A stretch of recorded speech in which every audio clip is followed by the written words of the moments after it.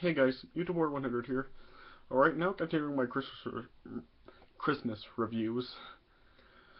Now I'm gonna start to jump into some of my guilty pleasure Christmas movies. Yeah, Christmas movies that I like, but a lot of other people really seem to not like.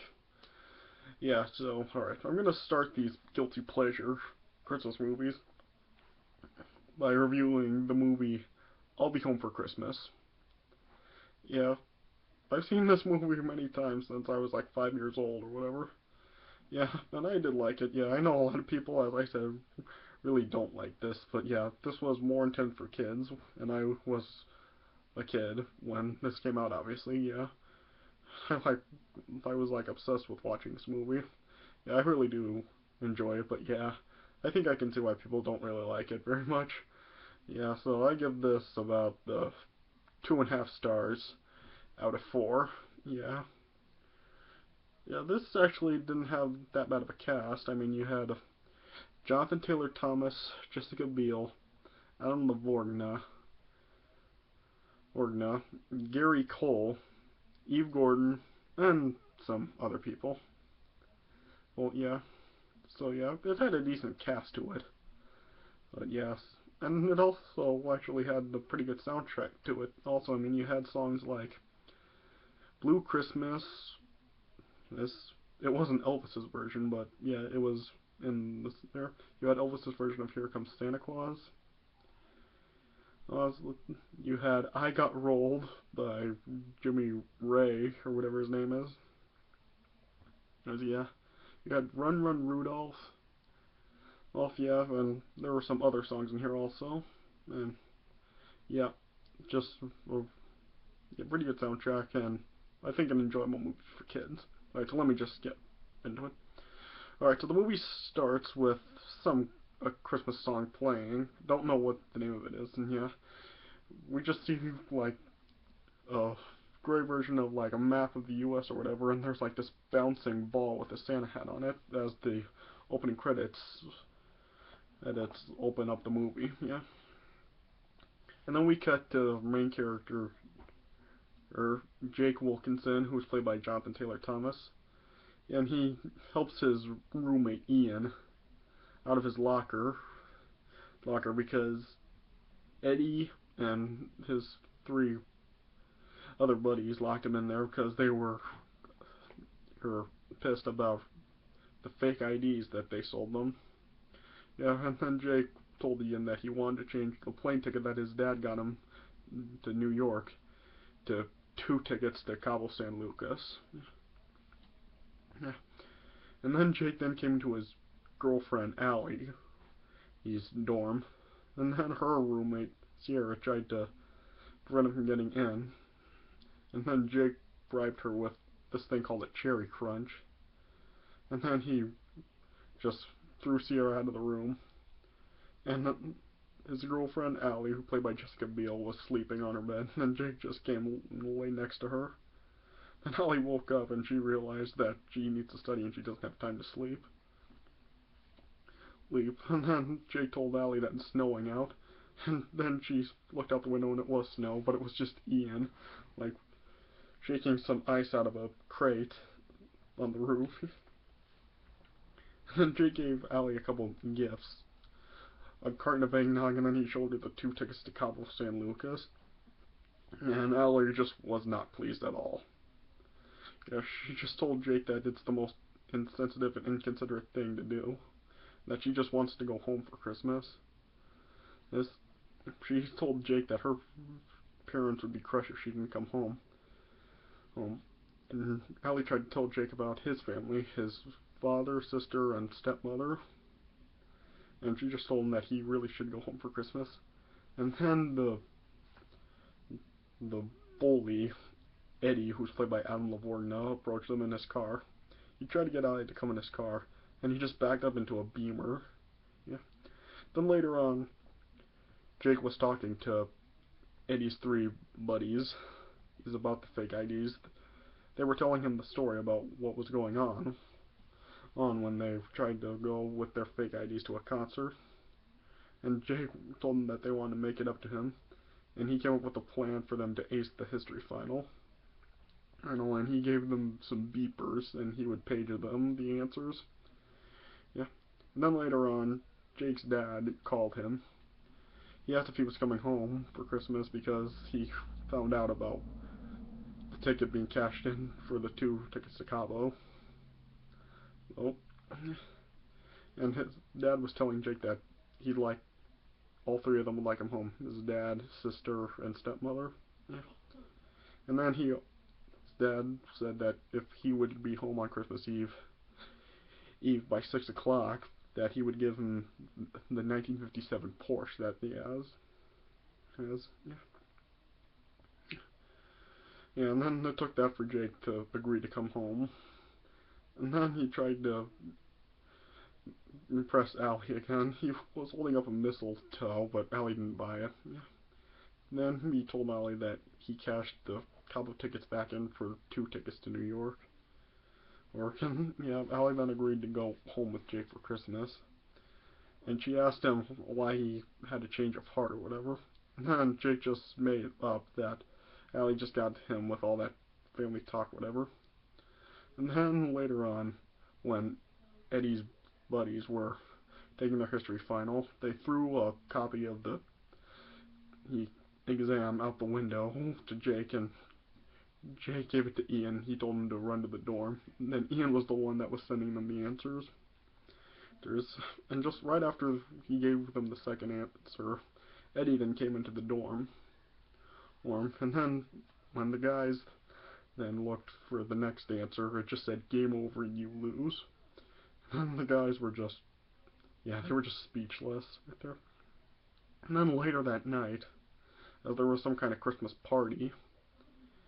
Eddie and his 3 buddies then pulled Jake aside, and then, yeah, they were just wanting an explanation, whatever, for him not actually giving them the answers. And then just showed Ian locked back in his locker again. And, yeah. And then all 4 of them just walked up to Jake, and it just went to black. Then we cut to the next morning. Allie was waiting for Jake, and then we cut to the desert, and Jake was just lying in the middle of the desert in a Santa suit with a beard and hat glued on. And there was a note with him also saying, for Eddie and the boys, telling him to see how he sweet talks his way out of this one. Yeah. Then as Jake was walking along, there was a buzzard following him. And Allie tried to call Jake, but there was no answer. Then Eddie then came along. Yeah, he just said Jake flaked, and yeah, he offered to give Allie a ride. And Allie agreed, but she gave Eddie some ground rules about needing to slug him. Then later on, Jake tried calling Allie. He finally got to a phone. Oh, and then there was a tumbleweed that kept rolling to him, and he kicked that aside. He tried to call Allie, but yeah, there was no. It was just the answering machine. Then Jake called home. He tried to tell his dad what happened. The dad didn't believe him, and he just told Jake that he needs to get himself home or forget about the Porsche. And then an old lady came up to him. She overheard what Jake said. And Jake just made up a story to the old lady. He was pretending to cry, saying that the family pitched in to give him a triple bypass operation or whatever, and it would be on Christmas Eve. Then the ladies offered to give Jake a ride, because they were heading to Vegas to see Tom Jones. Then in the car, there was playing What's New Pussycat. And one of the old ladies had her dentures fall out, and they asked Jake to put them back in. Then Jake then just puked in one of their purses, and they pulled his beard off, and then just threw him out of the car. And then Jake then saw Eddie and Allie, like at some kind of market. He tried to run across the road to them, but Eddie saw Jake, and him and Allie just drove off before Jake could get to them. Then Jake was trying to get rides from other people, holding up signs saying like North Pole or bus and reindeer on strike. And then it started to snow. And then Jake was looking for a place to sleep, and he found a place with a stuffed Santa and a sleigh. And Jake was trying to make a conversation with him. Then he just threw the Santa out and slept in that sleigh overnight. Then the next morning, a guy held the Santa up, tried to make Jake think he was alive, and then he just threw the Santa aside. And then Jake just left. And then as Jake again was trying to look for a ride, there was another guy named Nolan in his van. He was trying to eat a burger, but the tomato fell out. And as he was trying to get it, he was still driving. And throughout this entire part, Elvis's "Here Comes Santa Claus" was playing. Yeah. And then, Nolan almost caused some accidents, because he was still driving, but he was down trying to grab the tomato. Oh, and then he was heading towards Jake. Jake tried to run away, and then when Nolan finally got the tomato, he got back up. He just stopped. He thought he might have ran over Jake, and he saw that one of Jake's boots fell off, and Jake fell down off the road. And then he went after him. Then we saw Eddie was asking Allie what it was Jake had that he didn't. And Allie told Eddie, just how sweet Jake could be sometimes. And it was because of some poetry that he comes up with. And Eddie tried to tell some poetry, and he was about to tell a dirty one, and then Allie just told him to stop. And then Jake got a ride from Nolan.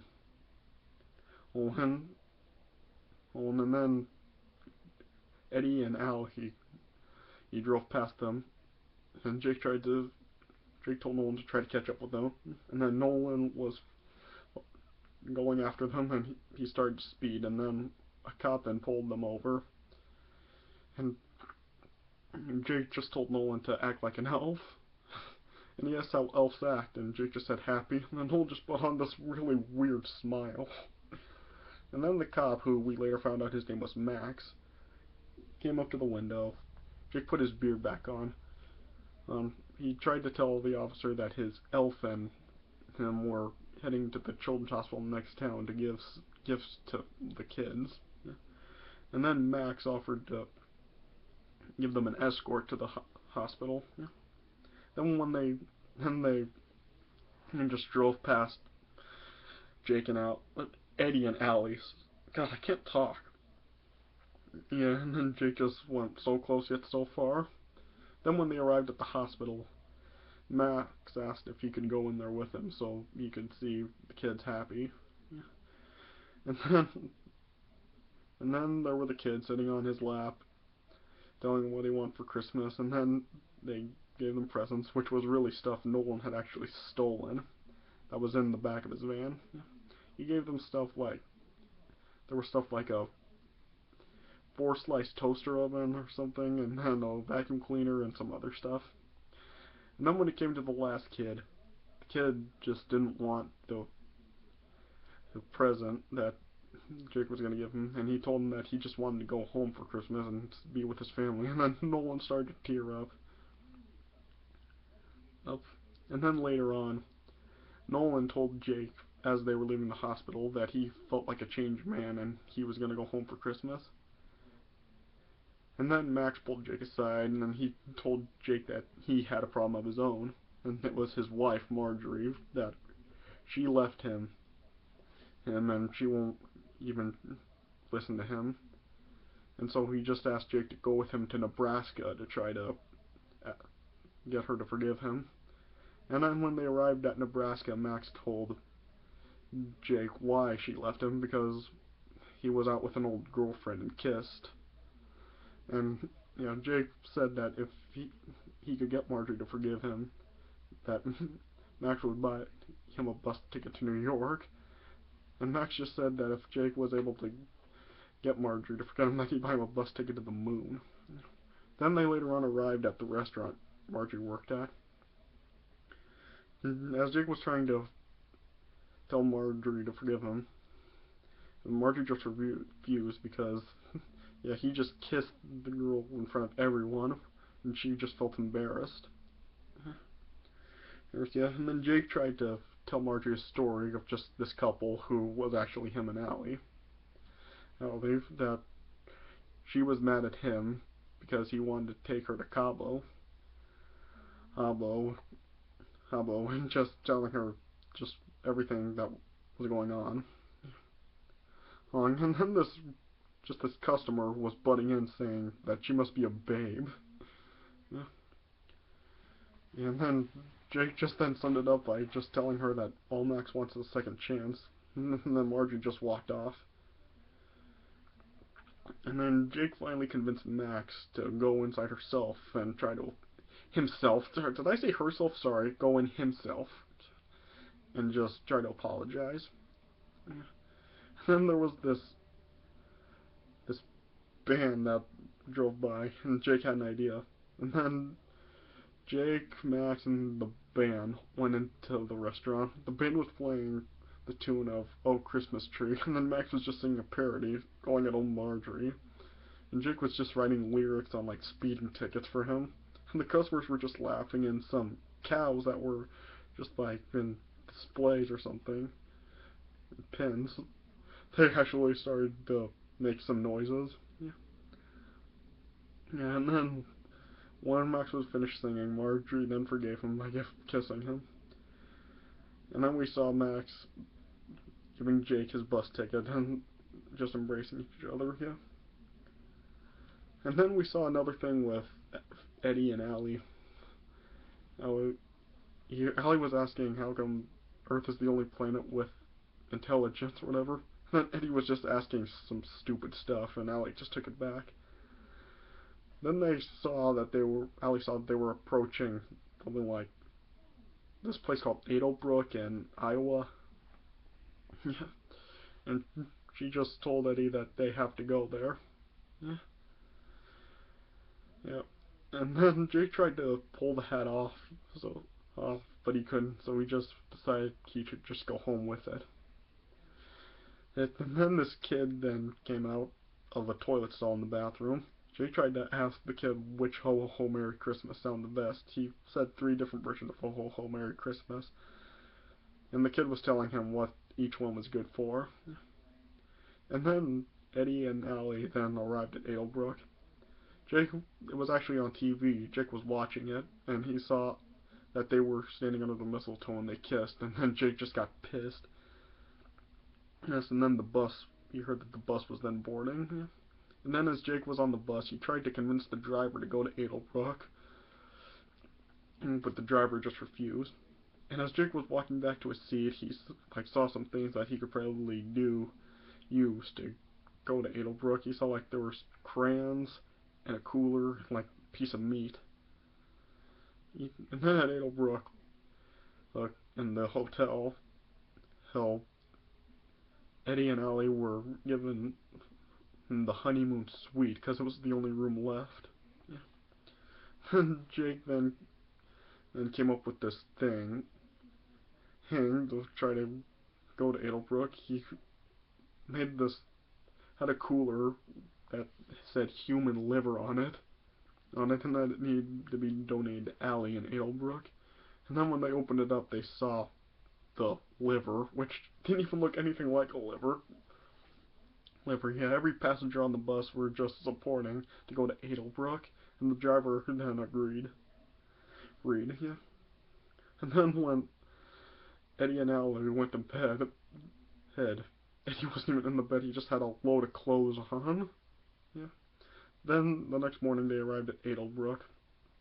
Look, Jake then he threw the cooler with the liver away. Yeah, and then he eventually got to Allie and Jake's room, and then he then just went up to Eddie's face. He was gonna kill him. And then, yeah, it was just Eddie got out of the shower and was wearing a towel, then Jake pulled it off. Thank God there were things blocking his privates. Yeah. And he told Allie what happened, and that he was just stuck in the desert and he couldn't get to Allie. Yeah. And then he told Eddie what happened with him, that he was stuck in a Santa stew for 2 whole days, just being stuck with the stuff buzzards, dentures, thugs, later yeah, and that he wouldn't be able to get home by 6 on that night. Allie asked why Jake needed to be home by 6, and Jake tried to tell her because it would be the time dinner would be ready. And then Allie just yanked Jake's hat off, and she wanted to know the truth. Yeah, she didn't buy that. And then Jake told her that if he got home by then, that his dad would give him the Porsche. Then Allie realized everything that happened was just for a car, that he didn't trade the Cabo San Lucas tickets for her. And then she left. She told the bus driver that she would be taking Jake's place on the bus. And then, yeah, Jake tried to apologize, but Allie just, yeah, she didn't even believe that he was being sincere. Yeah, and then the bus then drove off. Jake then got a ride from Eddie. And then they were listening to the song I Got Rolled by Jimmy Ray. Yeah. And then Eddie was saying that if he wouldn't be helping Jake out now, that he wouldn't even feel right. And then Jake came up with a plan on what he could do. He said he'd get home in time to get the Porsche, get back to school, and find a way to get Allie back. Then Eddie just pulled over and told Jake to get out because he said that he just can't do that much good stuff for another person. By this point, they were in Wisconsin. Then Jake then got out, and he saw a bunch of Santas running by. He saw there was a race going on where the winner would get $5,000. Yeah. And then as he tried to enter in, he said that he mailed his fee in to get into the race. And then he was just telling the clerk or whatever a bogus story about there being a fire or something. And then the mayor of Wisconsin or whatever, whose name was Jeff Wilson, decided to just give the money to enter Jake in. Then he was given a hat and beard, told that he'd need to have them on by the time he finished or he'd be disqualified. Yeah, and then the race began. And there was like one by one, their stands would like either get sidetracked or just fall over or something. And then it finally came down to Jeff and Jake.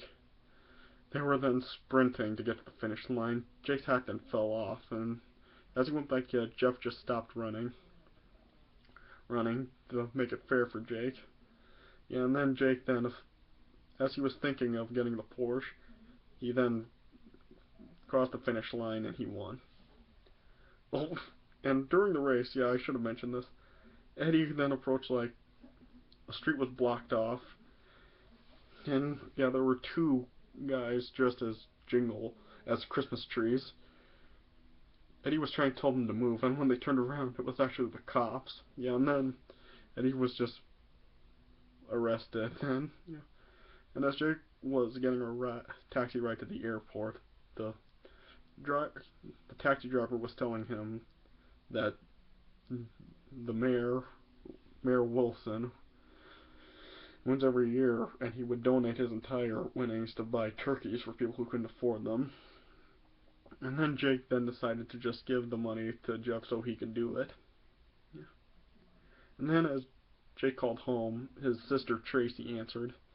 He told her that he wouldn't be able to make it home, and that he wanted her to tell his dad.